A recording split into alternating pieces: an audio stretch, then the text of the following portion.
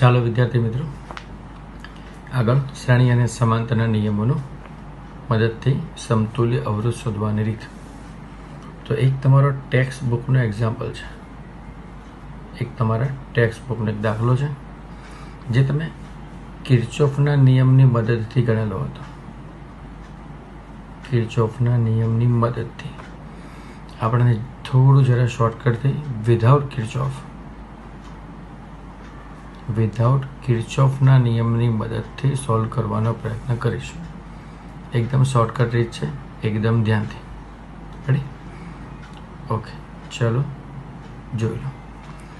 સમઘન આપણને આપેલો છે. સમઘનના હું બિંદુ ધારી લઉં છું. દરેક કોર્નરના બિંદુ નામ આપી દઉં છું આ રીતે. રેડી? અને દરેક તાર આર અવરોધને અનુસરે છે. દરેક તારનો અવરોધ આર છે એવું આપણે ખબર છે.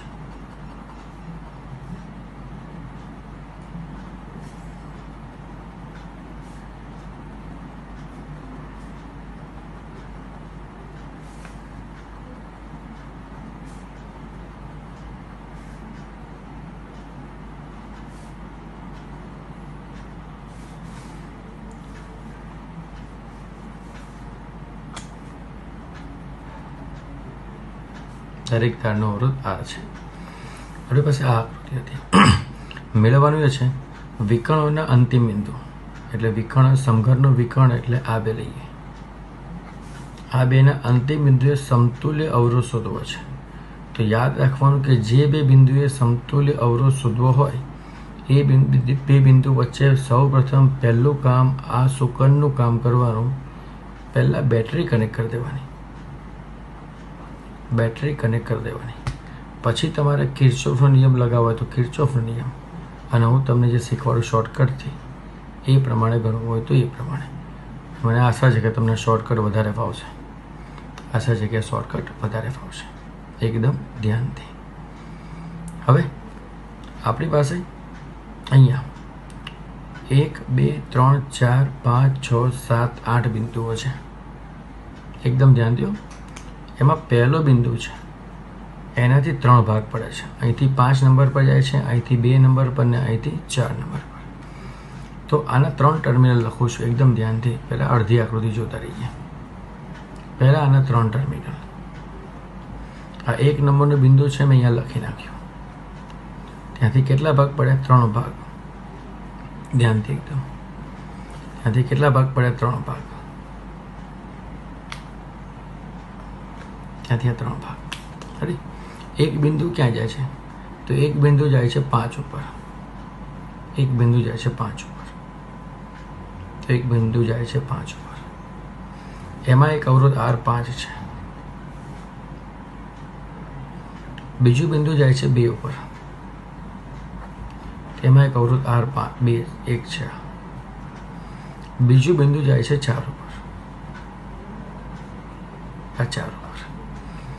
ટૂંકમાં આપણે કરીએ છીએ શું? તો આપણે કરીએ છીએ એક જ વસ્તુ, સમઘનને ખોલીએ છીએ. ઓકે, હવે ધ્યાનથી, એકદમ ધ્યાનથી. 5 વાળું બિંદુ આગળ 8 ઉપર અને 6 ઉપર જાય છે. 5 વાળું બિંદુ 8 ઉપર અને 6 ઉપર. તો 5 વાળા બિંદુના 2 ભાગ પાડ દો. એક 8 ઉપર જાય છે અને એક 6 ઉપર જાય છે.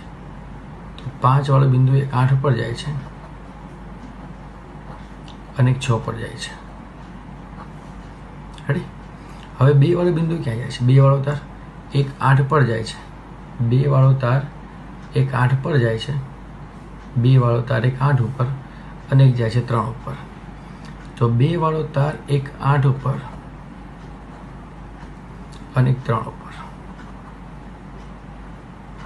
એટલે 8 વાળા જે પોઈન્ટ છે એને આપણે સમમિતિ બિંદુ તરીકે એને જોડી દઈએ છીએ. સમાન બિંદુ છે એ પ્રમાણે એને જોડી દઈએ છીએ. 8 વાળા બિંદુ જોડી દીધા. હવે વધ્યો આ 4 વાળો બિંદુ, 4 વાળો તાર. તો 4 વાળો તાર ક્યાં જાય છે? હવે તો 4 વાળો તાર છે 6 ઉપર અને 3 ઉપર. 4 વાળો તાર 6 ઉપર અને 3 ઉપર. તો 4 વાળો તાર 6 ઉપર અને 3 ઉપર.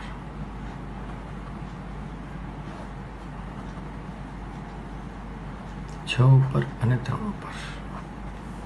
આ બધાના અવરોધ આર છે, આપણને ખબર છે. રેડી? ઓકે. હવે ફરીથી 6 વાળા પોઈન્ટને જોડી દો અને 3 વાળા પોઈન્ટને જોડી દો. એટલે 8 વાળો ટર્મિનલ આ એક થયો. રેડી? 6 વાળો ટર્મિનલ આ થયો અને 3 વાળો ટર્મિનલ આ થયો. એટલે આપણને અહીંયા જોઈ લો ધ્યાનથી, એક 8 વાળો ટર્મિનલ, બરાબર, પછી 6 વાળો ટર્મિનલ અને 3 વાળો ટર્મિનલ. 8 વાળો ટર્મિનલ જે 5 માંથી 8 માં ગયો અને 2 માંથી 8 માં ગયો, પછી ક્યાં ગયો? 7 ઉપર. 6 વાળો પણ 7 ઉપર ગયો અને 3 વાળો પણ 7 ઉપર ગયો. તો આપણે આ ત્રણેયને 7 નંબર ઉપર જોઈન કરી દઈએ. ત્રણે શું કરીએ? 7 નંબર પર જોઈન કરી દઈએ. તો 7 નંબર પર જોઈન કરીએ, 3 પાછા એક અવરોધ છે, તો એને આપણે લખી નાખીએ. અને 7 નંબરથી એ જે તાર છે બેટરી પર એક સાથે કનેક્ટ થયો, એક સાથે આ કનેક્ટ થયો 7 નંબરનો તાર. તો આને આપણે કહીએ છીએ એક સાથે ગયો 7 ઉપરનો તાર.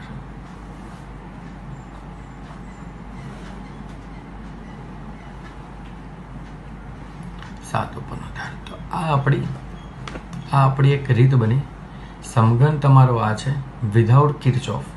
કિર્ચોફના નિયમને યાદ રાખવાની જરૂર નથી. વિધાઉટ કિર્ચોફથી તમે આવી રીતે આકૃતિ સોલ્વ કરી શકો છો. આવી રીતે આકૃતિ સોલ્વ કરી શકો છો એકદમ ધ્યાનથી. હવે જોજો ધ્યાનથી, આ જે પોર્શન છે, આટલો પોર્શન, આ ત્રણમાં પ્રવાહના 3 ભાગ પડે છે.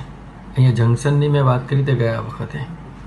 તો દરેક જગ્યા પર જંકશનથી વાત છે તો સમાંતર જોડાણ સમજવું. સમાંતર જોડાણ સમજવું. પછી આ જે અવરોધ ટોટલ થાય એ બધાના સમાંતર જોડાણ જંકશનમાંથી જ બહાર નીકળે છે. એટલે આનું પર સમાંતર જોડાણ સમજવું. અને અહીંયા પણ આ રીતે જંકશનમાંથી જ બહાર નીકળે છે, તો આ પણ સમાંતર જોડાણ સમજવું. આર આર આર મેં તમને કીધું સમાન અવરોધ હોય તો એનું સમાંતર જોડાણમાં શું થાય? અવરોધ ભાગ્યા સંખ્યા. અવરોધ ભાગ્યા સંખ્યા. ઓકે. કેટલા અવરોધ છે? 1 2 3 4 5 6. તો અવરોધ ભાગ્યા સંખ્યા એટલે સમાંતર જોડાણનું સમતુલ્ય સૂત્ર. અવરોધ ભાગ્યા સંખ્યા એટલે ફરીથી સમાંતર જોડાણનું સમતુલ્ય સૂત્ર. રેડી? આને કહીશું આપણે આર ઇક્વિવેલન્ટ. સમતુલ્ય અવરોધ આર. આર ઇક્વિવેલન્ટ સમતુલ્ય અવરોધ આર. રેડી? આનો સમતુલ્ય અવરોધ, આનો સમતુલ્ય અવરોધ ને આનો સમતુલ્ય અવરોધ. પછી ત્રણે એક સાથે લાઈનમાં જ રહેવાના. ત્રણે એક સાથે લાઈનમાં રહેવાના એટલે મેં ત્રણનું શ્રેણી જોડાણ કરી નાખ્યું. એટલે ત્રણનું મેં શું કર્યું? શ્રેણી જોડાણ. રેડી? ફરીથી યાદ ધ્યાનથી આ વિડીયો મિનિમમ 3 થી 4 વાર જોજો, ત્યારે તમને ખબર પડશે કે આ દાખલાઓ કેવી રીતે સોલ્વ થાય છે. દાખલાઓ કેવી રીતે સોલ્વ થાય છે એકદમ ધ્યાનથી, ભૂલાય નહીં. રેડી? ચાલો હવે બધાનું સાદરૂપ આપીએ છીએ. બધાનું સાદરૂપ આપીએ છીએ તો લસા કેટલો આવે છે? 6. લસા કેટલો આવશે? 6. તો લસા 6 કરીને સાદરૂપ આપી દઈએ આપણે. લસા 6 કરીને સાદરૂપ આપી દઈએ તો અહીંયા 2r થશે, અહીંયા r થશે, અહીંયા 2r થશે. તો જવાબ કેટલો થયો? 5r/6. r equivalent 5r/6. તો આ જે સમઘન હતો એનો સમતુલ્ય જવાબ તમે કિર્ચોફના નિયમથી પણ આ જ જવાબ લાવ્યા હતા. કિર્ચોફના નિયમથી આ જ જવાબ લાવેલા હતા. રેડી? અને આપણે વિધાઉટ કિર્ચોફ આ સમઘનને આવી રીતે ઉકેલીને વિધાઉટ કિર્ચોફના નિયમની મદદથી, સામાન્ય શ્રેણી અને સમાંતર જોડાણના નિયમની મદદથી આ જવાબ લાવીને આપણે સેટ કર્યું. આ જવાબ લાવીને આપણે સેટ કર્યું. બંને રીત સાચી છે, બંને રીતે સાચી છે. પણ આ રીત માત્ર જી નીટના જ એક્ઝામને સોલ્વ કરવા માટે જ તમારે સેટ કરવાની. અથવા MCQ તરીકે પૂછે તો જ આ કામ નહીં. પણ જો ગુજરાત બોર્ડની રીતની વાત થાય, ગુજરાત બોર્ડ NCERT, તો એમાં તમારે કિર્ચોફના નિયમની મદદથી જ સોલ્વ કરવો. તમારે કિર્ચોફના નિયમની મદદથી જ સોલ્વ કરવો. કેમ કે ગુજરાત બોર્ડમાં ગુજરાત બોર્ડની ટેક્સ્ટબુકના નિયમોની મદદથી સોલ્વ કરી શકાય છે. એ રીતે ત્યાં એ લોકો એ પ્રમાણે ફોલો કરે છે. એટલે આપણે ખાસ GNET અને ગુજસેટ માટે વાત કરી તો એને આ પ્રમાણે તમે સોલ્વ કરી શકો છો. એને આ પ્રમાણે તમે સોલ્વ કરી શકો છો. સમઘનમાં આ જે બિંદુઓ આપેલા છે એમાં કોઈ પણ બે બિંદુ વચ્ચેનો સમતુલ્ય અવરોધ પૂછી શકે છે. કોઈ પણ બે બિંદુ વચ્ચેનો સમતુલ્ય અવરોધ પૂછી શકે છે. હું તમને કહી દઉં છું કે સમતુલ્ય અવરોધમાં કેવી રીતે ડાયરેક્ટ યાદ રાખવાનું. કેમ કે GNETની એક્ઝામમાં આપણે ખાલી MCQના આન્સર જ લખવાના છે. MCQના આન્સર જ લખવાના છે. જો તમને ડાયરેક્ટ આવડતું હોય કે ભાઈ આ બે બિંદુ વચ્ચેનો અવરોધ આ યાદ રાખી શકો છો, તમે યાદ રાખી શકો છો, તો તમે ડાયરેક્ટ એ જવાબને મગજમાં ફિટ કરો તો ગણતરી કરવાની જરૂર નહીં પડે. પડશે નહીં. રેડી? તો હું તમને એની બી શોર્ટકટ આપી દઉં છું. કે દરેક બિંદુ વચ્ચેનો અવરોધ કેટલો હોઈ શકે સમઘનમાં. ઓકે, તો ચલો એનો આપણે આન્સર ચેક કરી લઈએ. ચાલો, હવે મેં સમઘનના નામ આ રીતે આપેલા છે: A, B, C, D, E, F, G અને H. તમે જો ડાયરેક્ટ યાદ રાખી શકતા હો સમતુલ્ય અવરોધ માટે, કોઈ પણ બે બિંદુ માટે, તો એને મેં આ રીતે શોર્ટકટ તરીકે લખેલા છે. એકદમ ધ્યાનથી. રેડી? ઓકે, તો પહેલાં આને લઈએ. R of AG. AG મતલબ A અને G અહીંયા. તો AG એટલે સમઘનના વિકર્ણના અંતિમ બિંદુઓ વચ્ચેનો સમતુલ્ય અવરોધ. સમઘનના વિકર્ણના અંતિમ બિંદુઓ વચ્ચેનો સમતુલ્ય અવરોધ એટલે આપણે હમણાં સાબિત કર્યું 5/6R. તો વિકર્ણના અંતિમ બિંદુ વચ્ચેનો અવરોધ એટલે 5/6R. એ તમે AG પણ લઈ શકો છો, DF પણ લઈ શકો છો. આ પણ સમઘનનું અંતિમ વિકર્ણ કહેવાય. આ બાજુ આ બે લઈ શકો છો. EC એ પણ સમઘનનું અંતિમ વિકર્ણ, અથવા BH આ પણ સમઘનનું અંતિમ વિકર્ણ. રેડી? તો સમઘનના આ વિકર્ણ પ્રમાણે, સમઘનના આ 4 વિકર્ણમાંથી કોઈ પણ પેર લેશો તો આ પ્રમાણે જવાબ ફિક્સ જ આવવાનો. મળશે. આગળ પછી બીજો પોઈન્ટ છે R of AC. A અને C એટલે સમઘનનું જે સમતલ છે એનું વિકર્ણ, એટલે આ પોઈન્ટ. એટલે સમઘનના સપાટી અથવા સમતલના વિકર્ણો વચ્ચેનું સમતુલ્ય અવરોધ, એનો જવાબ થાય 3R/4. એટલે આ સમતલનું વિકર્ણ યાદ રાખવાનું. એ કયા હોઈ શકે? આની ઘણી બધી પેર બને. AC એનો જવાબ પણ 3/4R આવે. BD એનો જવાબ પણ 3/4 આવે. ઓકે, આ સમતલ લઈએ તો BG, F અને C એનો જવાબ પણ 3/4 આવે. આ સમતલ લઈએ તો AH અને DE એનો જવાબ પણ 3/4 જ આવે. આ સમતલ લઈએ તો EB, AF એનો જવાબ પણ 3/4 જ આવે. અંદરનું સમતલ લઈએ, અંદરનું આ સમતલ HC અને DG એનો જવાબ પણ 3/4 આવે. એટલે સમતલનું વિકર્ણ આવે, સમઘનનું વિકર્ણ નહીં. આ સમઘનનું વિકર્ણ છે એ નહીં, સમતલનું વિકર્ણ આવે તો એનો જવાબ 3R/4 3r/4 તરીકે તમારે ગણવો. રેડી? આગળ એક પોઈન્ટ આ છે આર ઓફ એ બી. જો આર ઓફ એ બી કયા છે? પાસેના બિંદુઓ છે. આર ઓફ એ બી કયા છે? પાસેના બિંદુઓ. તો આ થયા પાસેના બિંદુઓ વચ્ચેનો સમતુલ્ય અવરોધ. પાસેના બિંદુઓ વચ્ચેનો સમતુલ્ય અવરોધ તો કયા હોઈ શકે? આર ઓફ એ બી તો પણ જવાબ 7/12 આવે. આર ઓફ બીસી તો પણ 7/12. આર ઓફ ડીસી તો પણ 7/12. આર ઓફ એડી તો પણ 7/12. ફરીથી R of AE, R of EH, R of HG, R of FG, R of EF, બરાબર ને? R of GB, R of BF. જે પાસેના બિંદુઓ છે એનો સમતુલ્ય જવાબ તમે ડાયરેક્ટ યાદ રાખી શકતા હો તો મેં શોર્ટકટ તરીકે લખેલું છે. ખાસ ધ્યાનથી. હવે આ રીતે બીજો એક પોઈન્ટ છે are of A B 7/5r. પણ મેં અહીંયા લખ્યું છે તાર ન હોય તો. એનો મતલબ જ્યારે આપણે સમઘનને આપણે 12 તાર વડે સમઘન બનાવીએ છીએ.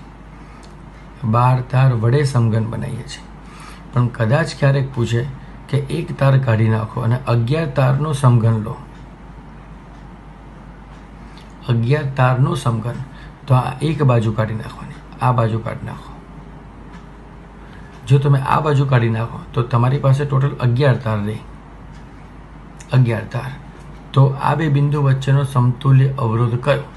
તો એ બે બિંદુ વચ્ચેના સમતુલ્ય અવરોધને તમે 7/5r તરીકે યાદ રાખી શકો છો. 7/5r તરીકે યાદ રાખી શકો છો. રેડી? આ થયા પાસેના બિંદુ, આ થયા વિકર્ણની વાત, સામસામેના બિંદુ. હવે આપણે યાદ રાખવાનું છે એક અતિ અગત્યનો ટોપિક જે વિકર્ણ છે. વિકર્ણના બિંદુઓ છે એના મિડલ પોઈન્ટ ઉપર. અહીંયા વાય બિંદુ છે, અહીંયા એક્સ બિંદુ છે. તો અડધા પોઈન્ટ ઉપર, હાફ પોઈન્ટ ઉપર, XY પોઈન્ટ ઉપર, વિકર્ણના મધ્ય બિંદુ પર. આ રીતે. તો આ બે બિંદુ વચ્ચેનો સમતુલ્ય અવરોધ કયો? એ બિંદુ આ બે પણ હોઈ શકે. ધ્યાનથી, એ બિંદુ આ બે પણ હોઈ શકે. રેડી? બીજું સમઘન માટે આ બે પોઈન્ટ લીધા તો હવે આ બે પોઈન્ટ હોય. તેની આ બે બાજુ આવી ગઈ. રેડી? હવે સમઘનના બીજા વિકર્ણ કયા? એક આ થયો અને એક આ થયો તો આ પોઈન્ટ પણ હોઈ શકે. એટલે આ બે પોઈન્ટ ઉપર અથવા આ બે પોઈન્ટ ઉપર આ બંને પોઈન્ટનો સમતુલ્ય અવરોધ એટલે R of XY. R of XY એનો જવાબ કયો આવે છે? આરનો આર જ આવશે. એનો જવાબ આરનો આર આવશે. રેડી? એટલે હવે વાત તમારે યાદ રાખવાની કે જે આરની કિંમત મૂકેલી હોય તમને રકમમાં, એ આરની કિંમત અહીંયા મૂકીને સોલ્વ કરવાની થાય. આરની કિંમત અહીંયા મૂકીને આખું સોલ્યુશન તમારે જાતે આપવાનું થાય. હવે તમારે આ દરેક સમઘનની આકૃતિને સોલ્વ જાતે કરવી તો જાતે કરો. આવી રીતે ખોલીને આવી રીતે સમઘનને ખોલવાનો છે, તોડવાનો છે. અથવા કિર્ચોફના નિયમની મદદથી કરવો હોય તો કિર્ચોફના નિયમની મદદથી. પણ ખાસ વાત એ યાદ રાખવાની છે કે જો તમારે જી નીટમાં સમય બચાવવો હોય તો આ રીતે નાના મોટા શોર્ટકટ યાદ રાખીને જ આગળ વધવું. નાના મોટા શોર્ટકટ યાદ રાખીને આગળ વધવું. કન્સેપ્ટ યાદ હશે તો શોર્ટકટ ઓટોમેટિક આવી જ જશે મગજમાં. અને જી નીટમાં સમય મર્યાદા ખૂબ જ ઓછી છે. ગુસ્સાઈડમાં પણ સમય મર્યાદા ખૂબ જ ઓછી છે. તો તમે મહેરબાની કરીને આવી નાની મોટી શોર્ટકટથી દાખલા ગણો તો ધી બેસ્ટ. નાની મોટી શોર્ટકટથી દાખલા ગણશો તો ધી બેસ્ટ તમારા માટે રહેશે. એટલે ખાસ ધ્યાનથી આવી શોર્ટકટ યાદ રાખવાની રહેશે. તો આ સમઘન માટે આજે આપણે આ રીતનું કામ કરેલું છે. સમઘન માટે. રેડી? હવે જોઈએ આગળ દાખલો. ચાલો, ત્રિકોણ એક પરિપથ આપેલો છે. ત્રિકોણ માટે તેમાં દરેકનો અવરોધ 1 ઓહ્મ છે. બીસી વચ્ચેનો સમતુલ્ય અવરોધ શોધવો છે. બીસી વચ્ચે શોધો કે એસી વચ્ચે શોધો કે એબી વચ્ચે શોધો, દરેકનો જવાબ સરખો આવશે. દરેકનો જવાબ સરખો આવશે. રેડી? તો યાદ રાખવાનું કે જે બે બિંદુ વચ્ચે અવરોધ શોધવાનો હોય, અવરોધ શોધવાનો હોય સમતુલ્ય તે બે બિંદુ વચ્ચે સૌપ્રથમ બેટરી જોડી દેવી. એટલે પહેલું કામ શું કરવાનું? બેટરી કનેક્ટ કરી દેવાની. રેડી? બીજું કામ પછી પ્રવાહના વિભાજન વડે શ્રેણી અને સમાંતર નક્કી કરવું. પ્રવાહના વિભાજન વડે શ્રેણી અને સમાંતર નક્કી કરવું. ચાલો, બેટરી કનેક્ટ કરી, ધનથી ઋણ પ્રવાહ, અહીંથી પ્રવાહ ગયો. મેં તમને કીધું પણ જંક્શન આવે, આ જંક્શન થઈ ગયું. બે જંક્શન વડે જંક્શન લખી નાખો. જંક્શન આવે એટલે સમજી લેવાનું સમાંતર જોડાણ છે. એટલે આ જે લાઈન છે અને આ જે લાઈન છે એ સમાંતર જોડાણમાં સેટ થશે. પછી અહીંથી એક જ તાર આગળ છે, જોઈ લેજો.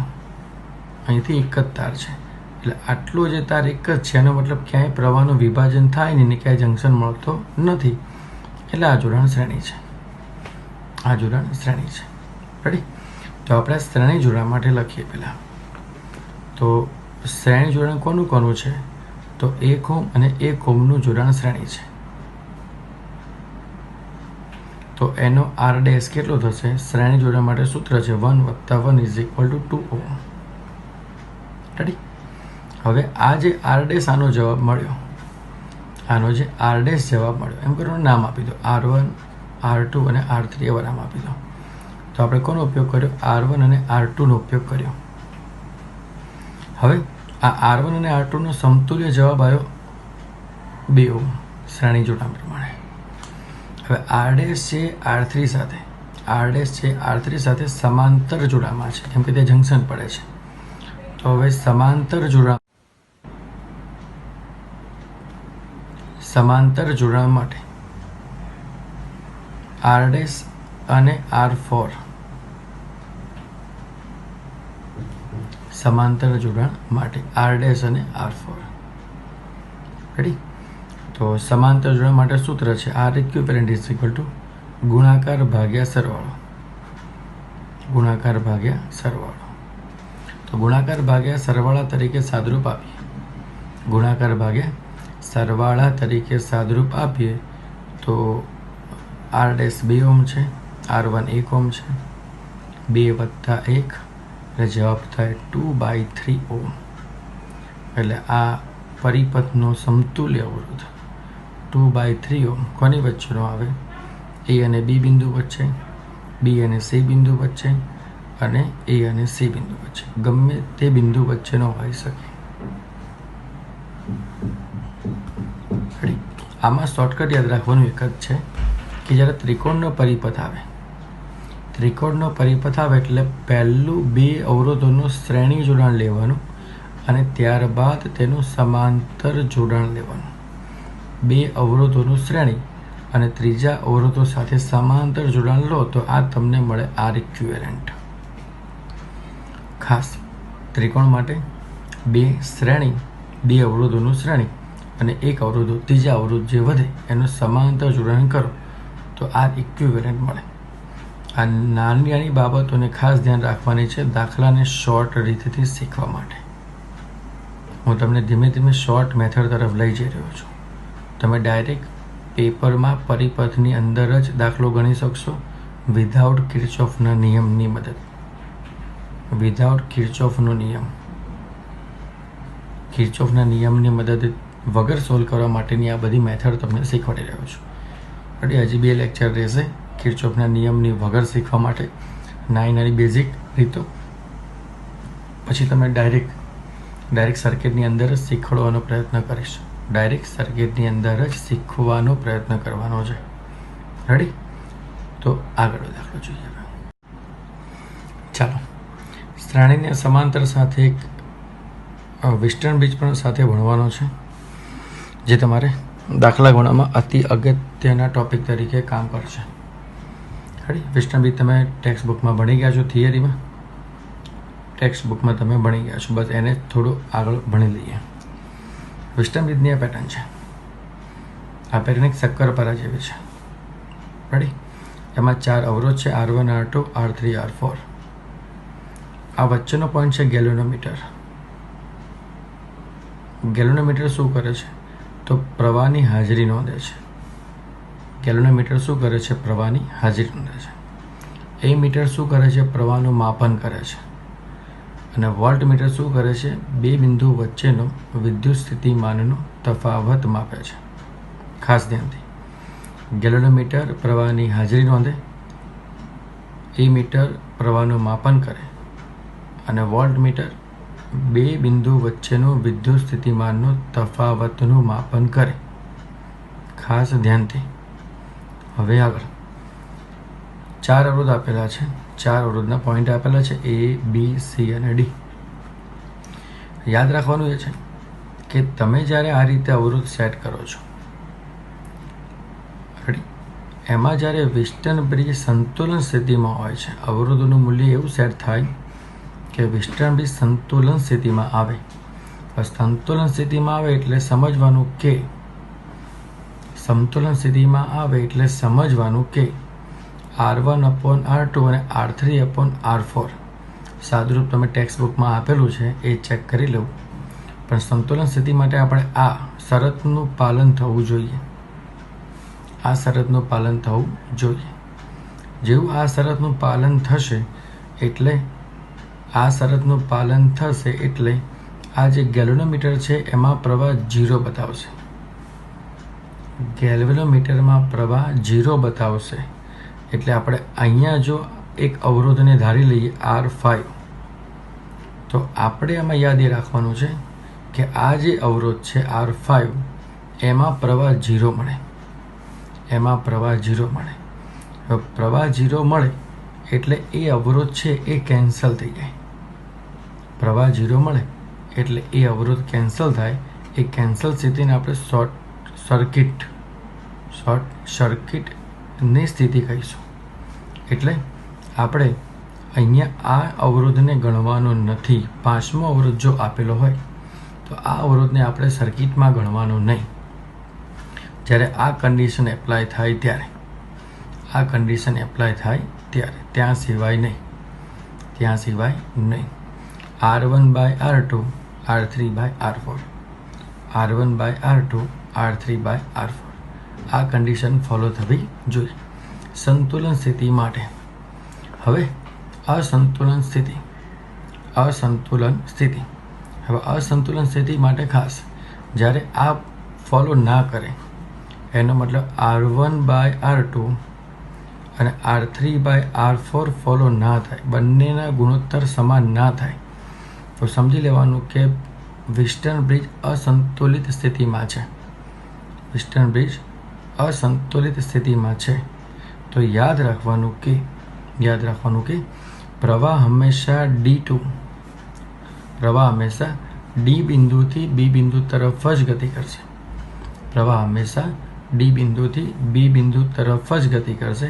D બિંદુનું ટર્મિનલનું વોલ્ટેજ હાયર સાઈડ હશે, D બિંદુનું ટર્મિનલ વોલ્ટેજ લોઅર સાઈડ હશે.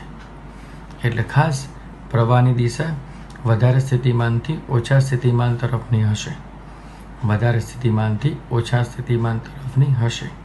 અને સામસામેના અવરોધનો ગુણોત્તર R1/R4, R2/R3 આ ગુણોત્તર મોટો હશે. ખાસ ધ્યાનથી માની લો કે આ R2/R3 is greater than two R1/R4 થાય. માની લો કે એક ટોપિક નવો આવે કે જ્યારે આવું થાય તો સમજી લેવાનું કે પ્રવાહ તમારે B to D આપવાનો. B to D આપવાનો થશે. એટલે પ્રવાહની ગણતરી આમ થશે. પ્રવાહની દિશા આ દિશામાં ગતિ કરશે. એટલે આ કન્ડિશન ખાસ યાદ રાખવાની છે. શ્રેણી અને સમાંતરના દાખલા સર્કિટના શોર્ટકટથી ગણવા માટે આ વિસ્ટર્ન બ્રિજને સાથે લઈ જવાનું થશે. આપણે વિસ્ટર્ન બ્રિજને આપણે આ કન્ડિશનો સાથે લઈ જવાનો થશે. પ્રવાહની દિશા રેડી? ઓકે.